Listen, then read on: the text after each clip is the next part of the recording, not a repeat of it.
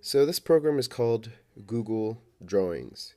And a great thing about Google Drawings is that you are able to do label imaging. So you can have an image on the screen such as this plant or flower, and then you can have over here some boxes with lines going over it to the different parts of the plant so that you can have students label it. Now beforehand we used to have cut and paste with actual paper, scissors, and glue, but now you can do one thing on Google Draw, send it out to all of your students to move around and manipulate on a screen, and then you have no paper, but you can still accomplish the same thing.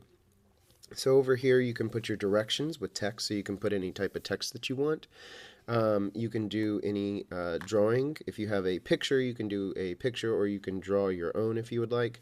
You put shapes in here, so I have these rectangles, and then you can make lines that go from any point to another point that you want, and then you can also add text over here. The great thing about this is that you can move this text around. So this is great for those cut and paste activities. Now this one right here would be for a lower grade classroom, such as maybe a first, second, or third grade, where you would say label the different parts of a plant or label the different parts of a flower. So you could take something like this over here, so you have the flower, have the students come over here, click on flower, and they can drag it to the part that they want. So I can label each of these parts just by clicking and dragging them to the desired location. So now I can label the different parts of a plant or flower.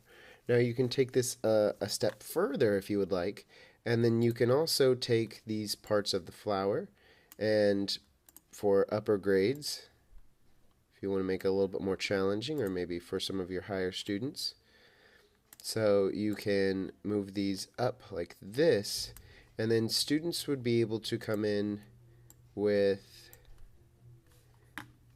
the text box tool, and they can come in here with their text like so, and then they can type in their own responses. So if you're like, well, what is a flower? So you can make it a little bit more difficult and they have to come up with their own. You can have them type that in. So you would have the label part. You could even have them label it themselves by dragging and then typing in their own, but they can come in and type. So this is the reproductive part of the plant. And you can have them do another text box and come in here, and you can say leaves, captures sunlight to make food. Or you could do stems. So each one of these would just be a little text box where students can come in and type in here. Oop, sorry about that. Got to the new text box. There you go. And they can now go in and type in anything they want for their responses. And you have this activity that you've already done previously with scissors, glue, and it's kind of a mess and it takes a long time. And now you can have a nice, neat version of it where the kids learn typing skills and they're able to do the same activities. You can vary the levels of what they need to do all in one kind of document in Google Drawings.